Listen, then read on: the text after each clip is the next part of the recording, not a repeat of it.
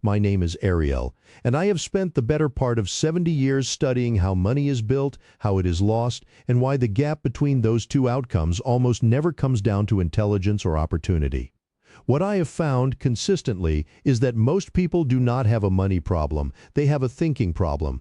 The way they understand money, relate to it, and make decisions around it is fundamentally broken, and no investment strategy in the world fixes a broken foundation. In this video, I am going to walk you through 4 principles that I believe are the most important financial lessons a person can absorb. Not because they are complex, but because they are honest, and honesty about money is rarer than any financial product you will ever be sold. The single most destructive financial habit that exists is not overspending, not poor investment choices, and not debt, although all of those are serious. Every time a person upgrades their apartment, not because they need more space, but because their current one no longer matches where they feel they should be socially. Every time someone buys a car that is beyond what they need because the older one feels like an embarrassing statement. Every time a person dresses or eats or travels at a level designed primarily to produce a certain impression, they are paying what I call the performance tax. And unlike income tax, the performance tax has no ceiling, no deductions, and no returns. The reason this habit is so difficult to see from the inside is that it never presents itself honestly. It always arrives dressed as something reasonable. The new apartment feels like a quality of life decision. The upgraded car feels like a safety investment. The expensive dinner feels like a well-deserved reward. The financial justification is always available, always convincing, and almost always secondary to the real motivation, which is the management of how other people perceive you. This is not a character flaw. It is a deeply human tendency that every advertising system on the planet has spent billions of dollars learning to exploit. The entire business model of consumer culture is built on one insight: make people feel that what they have is not enough, and they will spend indefinitely trying to close a gap that is designed to never fully close. What makes this especially damaging is the compounding nature of the commitments it creates. When a person upgrades their lifestyle in response to a raise or a bonus, those upgrades become fixed costs almost immediately. The higher rent becomes the rent. The car payment becomes the car payment. Within 90 days. The new level of spending has been fully absorbed into the baseline. The emotional benefit of the upgrade has completely evaporated due to a psychological mechanism called hedonic adaptation, the brain's tendency to normalize any new circumstance within weeks. Except with significantly less financial room to build anything meaningful, they are earning more and saving less, performing a better life while actually living a more financially constrained one. That is the trap, and the first step out of it is simply being willing to see it for exactly what it is. The question that breaks this pattern is not complicated, but it requires genuine honesty to apply. Would you make this purchase if nobody whose opinion you value would ever know you made it? If the answer is yes, the decision is grounded in your actual life, and you should make it freely. If the answer is no, or even uncertain, you are not making a financial decision. You're making a social decision with permanent financial consequences, and those consequences compound silently over years into a gap between where you are and where you could have been that eventually becomes very difficult to close.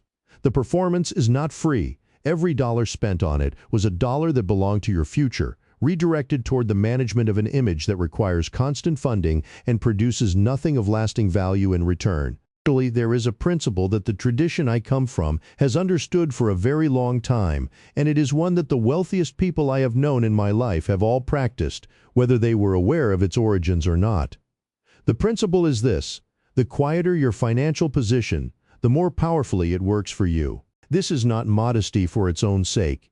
It is a strategic understanding of how money, attention, and social obligation interact with each other in ways that are almost always financially costly. When you display financial success visibly through the car you drive, the neighborhood you live in, the watches you wear, the places you eat, you do several things simultaneously, none of which benefit your actual financial position. You invite comparison from the people around you, which creates subtle pressure to maintain and escalate the signals you are sending. You attract a category of social and professional relationships that are built on the premise of your displayed wealth, which means they require that display to be sustained.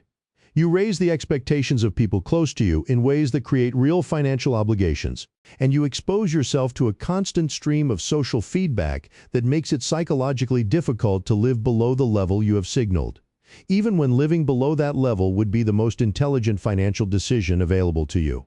The genuinely wealthy people I have observed over decades share a characteristic that consistently surprises people when they first encounter it. They are financially invisible. Drive the most impressive car in the room. They do not live in homes that make strangers slow down on the street.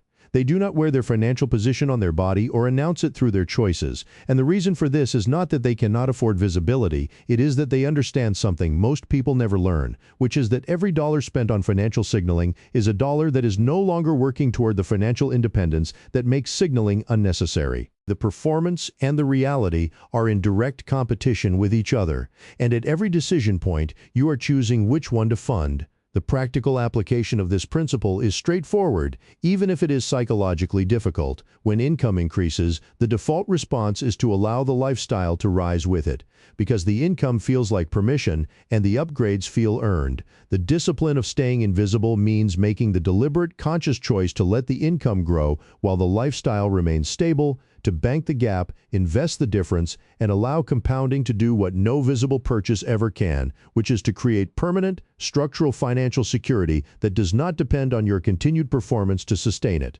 This is not deprivation and it is not self-punishment. It is the most rational and ultimately the most freeing deployment of money that exists, because the thing it builds, genuine independence, is the one financial state where the opinion of other people about how you live truly ceases to carry any weight at all. Most people think of money as something you accumulate in order to spend. The tradition of financial thinking I was raised in understood money differently, as something you deploy in a specific order according to a hierarchy of purpose, and that hierarchy is what determines whether money works for you or disappears from you. There are three things that money genuinely buys, and understanding the order in which they must be addressed changes everything about how financial decisions are made. The first thing money buys is security. Not comfort. Security. Security means having enough set aside that a job loss, a medical event, an unexpected crisis, or a moment when you need to exit a situation that is no longer acceptable to you does not become a financial catastrophe.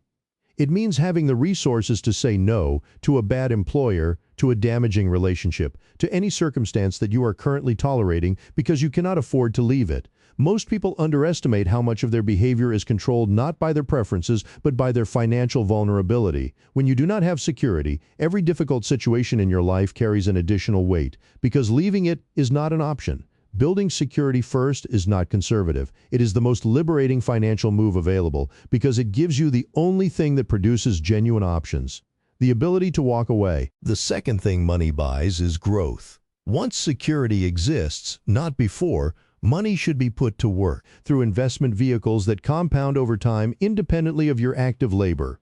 This is the mechanism by which people eventually reach a point where their money is working harder than they are, and the pressure to perform financially begins to ease. The specific vehicles for this are secondary to the principle. Money that is not working is money that is slowly losing value, and the earlier the compounding begins, the more powerful it becomes over time. A dollar invested at 30 is worth dramatically more than a dollar invested at 45, not because of any particular sophistication, but because of the simple mathematics of time and compounding returns.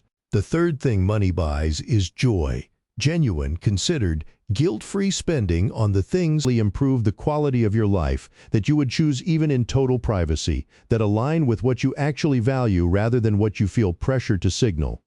This category of spending is not the enemy of wealth. Spending from the overflow of a well-ordered financial life, after security and growth have been funded, is entirely sustainable and entirely deserved. The problem is that most people fund joy first because it is the most immediately satisfying and never get to security or growth at all. The order is not arbitrary. It reflects a fundamental truth about how financial stability is constructed. The foundation must come before everything built on top of it. Every year, in the tradition I come from, there is a moment during a celebration where the same word is repeated over and over. The word is Dayenu, and it means it would have been enough. It is sung as an expression of gratitude for each individual blessing, independent of everything that came after it, not as a statement of low expectations, but as a practiced refusal to allow the presence of more to diminish the value of what already exists.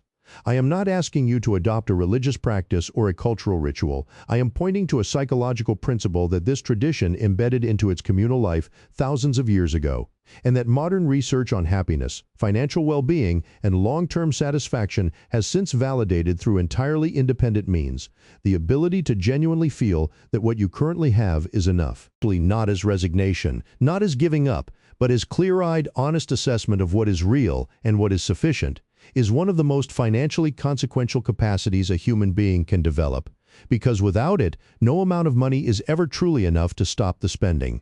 And with it, almost any amount of money becomes workable. The reason this matters financially is direct.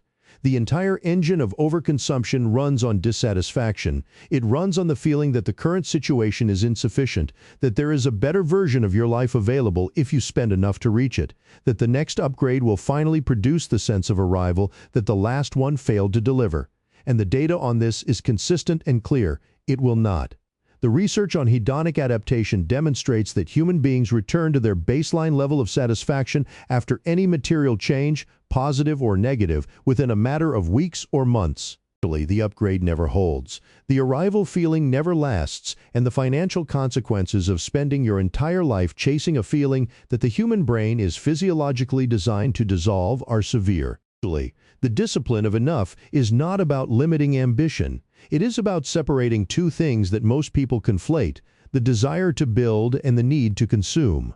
You can be enormously ambitious about building financial security, growing your assets, creating options for yourself and the people you care about, and simultaneously have no need to consume visibly, to perform wealth, or to measure your progress by what your life looks like to other people. In fact, that combination, high ambition directed at real building, combined with genuine indifference to visible consumption, is the most accurate description of how lasting wealth is actually constructed. The people who retire with real financial independence are almost never the people who looked the most financially successful during their working years.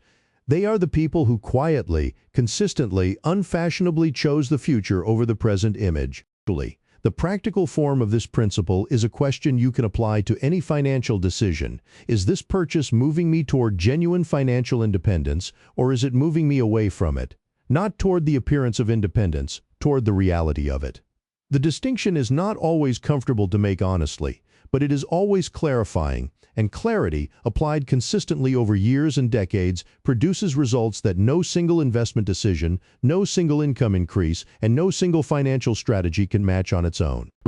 What I want you to take away from everything in this video is not a set of rules, but a fundamental and lasting shift in how you orient yourself toward money and toward every decision you make with it.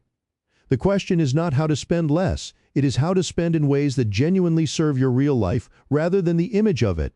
The question is not how to look financially responsible. It is how to build something real that does not require any ongoing performance to sustain itself. Real financial freedom is not a number in an account, though numbers matter.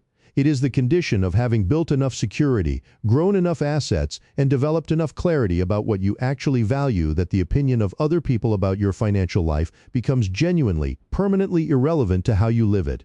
That condition is available to far more people than currently achieve it, not because they lack the income, but because the money that could build it is continuously redirected toward performances that the audience forgets the moment the curtain comes down. What I have tried to give you today is the ability to see that clearly. What you do with that clarity is entirely up to you.